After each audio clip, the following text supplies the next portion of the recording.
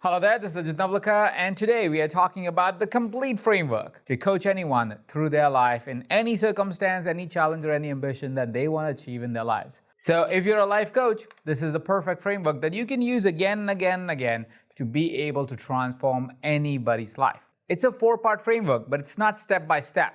You can start anywhere. You can use any of the 4 elements and start the coaching journey there, depending on where your client is at. You'll understand this a lot better as you go through this entire video. Now, this life coaching framework is also highly applicable if you want to coach yourself. I've used this to coach myself. I've used this with my clients to create great outcomes for them, irrespective of where they live, what their circumstances are, what their challenges are, or what their ambitions are. So you can use the same format to be able to transform anybody's life in any area of their life. So let's get this party started. The first part to change anybody's life is to get them to realize that right now in this moment is when their life is starting to change. You see, all of us tend to always lean back into our past or reflect into our future to truly understand what is going to happen. This leads us to always either be concerned because of experiences of the past or anxious because of the possibilities of the future. And because of these experiences of the past and possibilities of the future, we are never really truly present in the moment. Recently, I was talking to a friend who was finding it really hard to take action towards their goals, their dreams, their ambitions. And the reason why that was happening was because they were so scared of everything that may happen or may not happen into the future. They were reflecting into the future, thinking about the possibility that everything that they've always dreamed about may not actually conspire in the way they've always dreamed about. That they may not get the outcome that they've always dreamed about.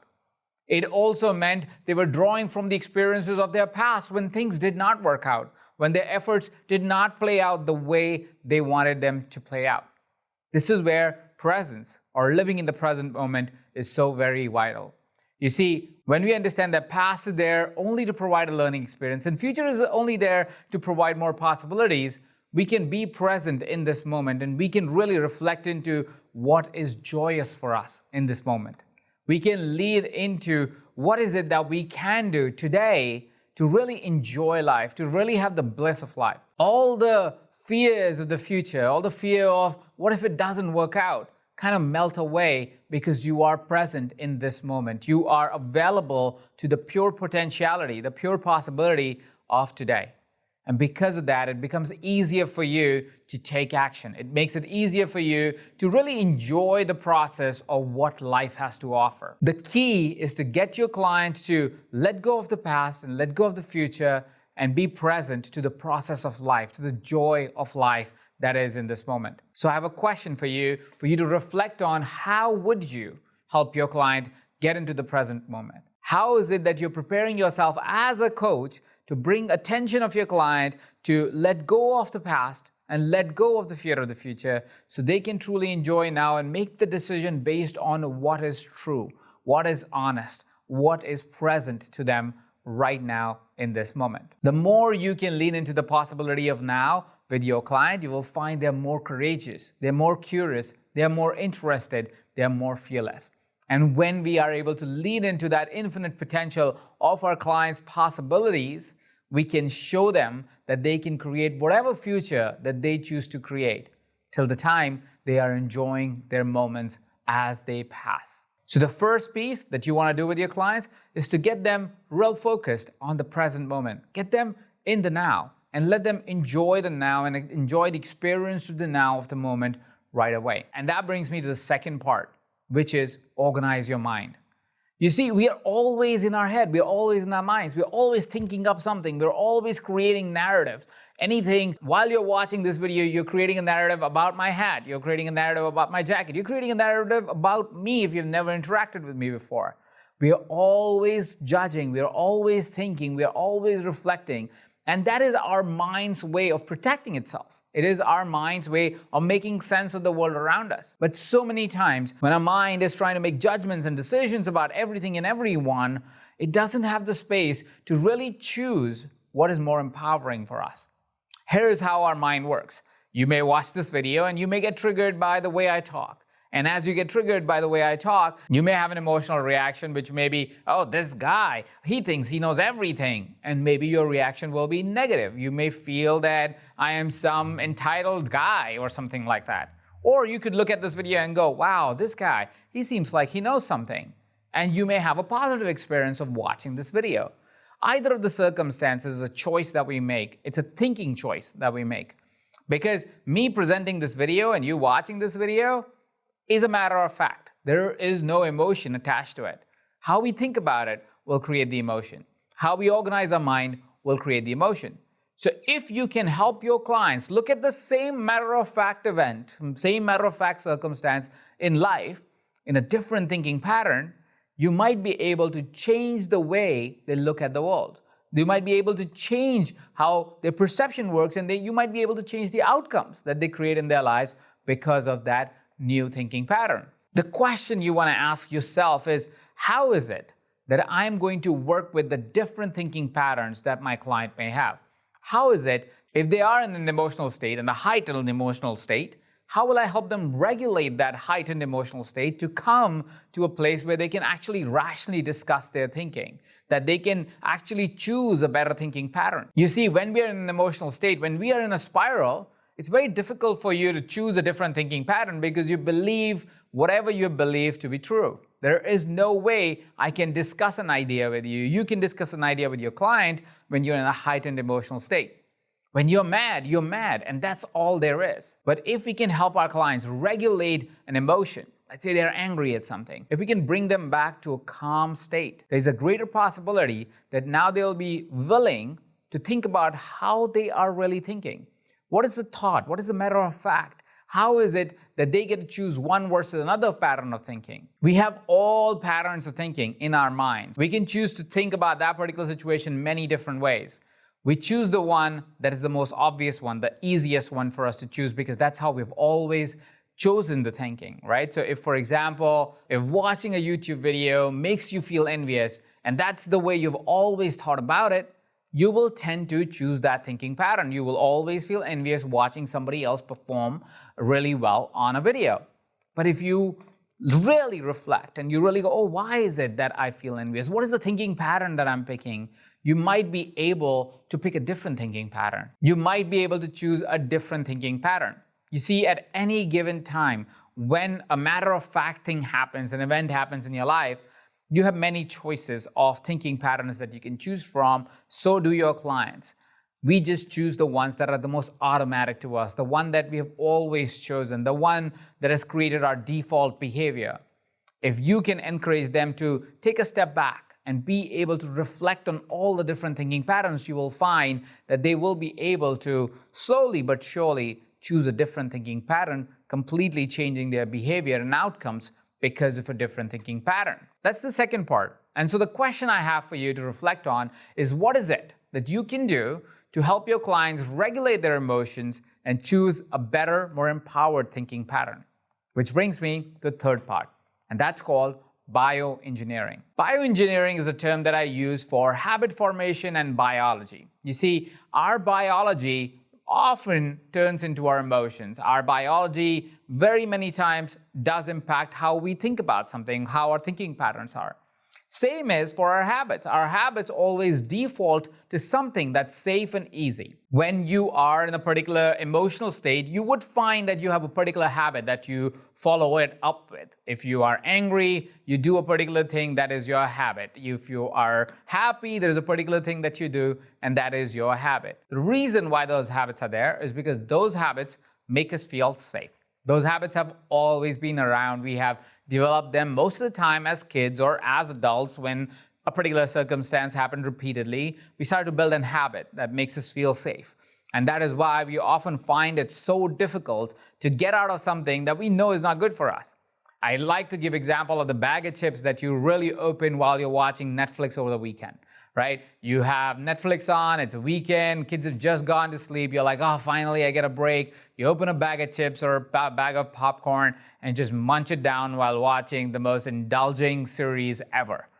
This happens because it's a habit that you built, a habit that makes you feel safe, the habit that makes you feel calm, the habit that makes you feel like your life is not threatened, that you are not threatened in any way. It makes you feel comfortable. It makes you feel like you are at home. And because of these habits, our day-to-day activity is created. For example, weekend watching Netflix with a bag of chips is a habit. It's a habit that you know is not good for you, but you tend to still do it because it makes you feel comfortable. It makes you feel safe. And that's the pattern that your clients also have. They have certain inherent habits that they have developed without noticing that they're developing those habits. And now these habits, even if they know that are not good for them, they can't seem to break. Which is why, as a life coach, you need to understand how habits are really created. So ask yourself, how is it that habits are getting created? How is it that somebody develops habits? And as they develop these habits, what are some of the ways you can help somebody break a habit and install a new habit that may help them change their lives? You also want to learn a little bit about how our biology works. What is it that is in our health that when we support in a good way, we can actually manage our emotions, we can manage our states better. Notice this next time. Notice this sometimes in your clients' lives. They may have a fallback habit of eating a donut when, say, they feel stressed. They might pick up the donut and they eat the donut. Now, while that habit of eating the donut, yes, is the one that is leading to another downward spiral, the sugar in their body that they just consumed is going to take them further down that spiral because of how it will make them feel, because of the energy drop that happens after you eat sugar. What follows on is just bad mood and you having a short fuse and so forth. So while, yes, the habit triggered bad health itself will further trigger more bad behavior, more bad habits, more worse responses in the outside world.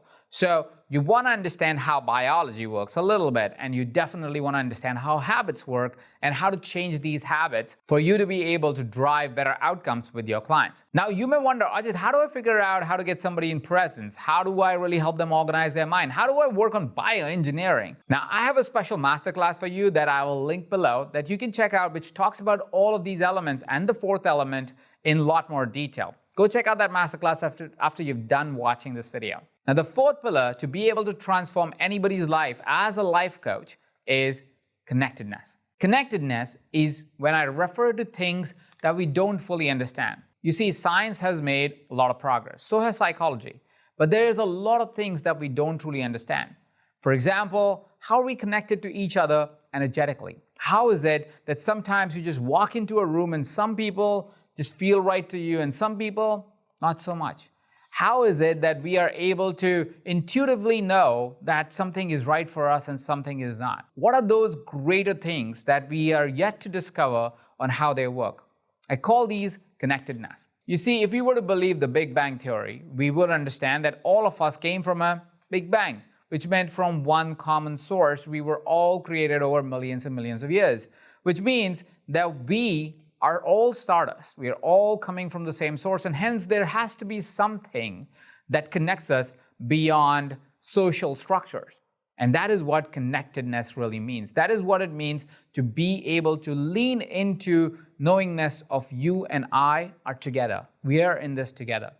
If you can lean into a further study of spirituality, and if you can help your client lean into further study of spirituality, connectedness, intuition, knowingness, you will find that a lot of challenges are easier to overcome. A lot of ambitions are easier to fulfill because that knowingness, that confidence in the truth of the universe, that the universe is designed to support you in your journey and to create the outcomes that you want for your life, that universe is there for you, that is flowing through you, you will find that outcomes are way easier for you and for your clients. So the question I have for you is, how is it that you will help your clients lean into connectedness, lean into intuition, lean into knowingness that there is something greater than, that there is universe at play that helps us and supports us in creating the outcomes if we understand a little bit better of how it works. I also encourage you to question it for yourself. What do you believe is this greater source? What is it this greater source is there for? And how do you, as a coach, tap into this greater source and also help, of course, your clients to tap into this greater source? Once we understand that there is something greater at play, it makes it easier for us to aim higher, want bigger things for ourselves and lives, because we know all of it is creation. All of it can be created and is there for you to have as a human experience. So we talked about 4 key pillars that you can learn more about in my masterclass that you will find a link to below this video. But the 4 pillars we talked about was presence. How can you stay in this moment and experience pure potential? The second pillar was organize your mind so you can use your thinking to create more empowered outcomes. The third thing was bioengineering, which is to use your body and habits to create the outcomes that you want in life. And lastly was connectedness, which is how are you connected to source and to each other so you can lean into the greater power, the untapped potential of the universe that is there to support you in your journey. With that, my friend, you've found the 4 key pillars to transforming anybody's life as a life coach. So if you are a life coach, if you are somebody who is so interested in transforming lives of other people, I encourage you to explore all of these 4 pillars in your life coaching practice, in your study as a life coach. If you are interested in learning more about it, like I said, there's a whole masterclass for you available right below this video. Go check it out so you can learn more how you can bring these pillars into your own life coaching practice. Share with me in the comment section below as to which of these 4 pillars are you most excited about. Which one is the one that you're like, I don't know enough about. I'll love to hear your thoughts. If you like this video, hit that like button. If you would like to share it with a friend, which you probably do, hit that share button and share it with a friend. If for some reason you haven't subscribed to this channel, go ahead and hit that red subscribe button so I can send you a new fresh video that will help you become a better life coach every single week. Thank you so much for watching. This is Ajit Navlakha, and you're watching this on EverCoach.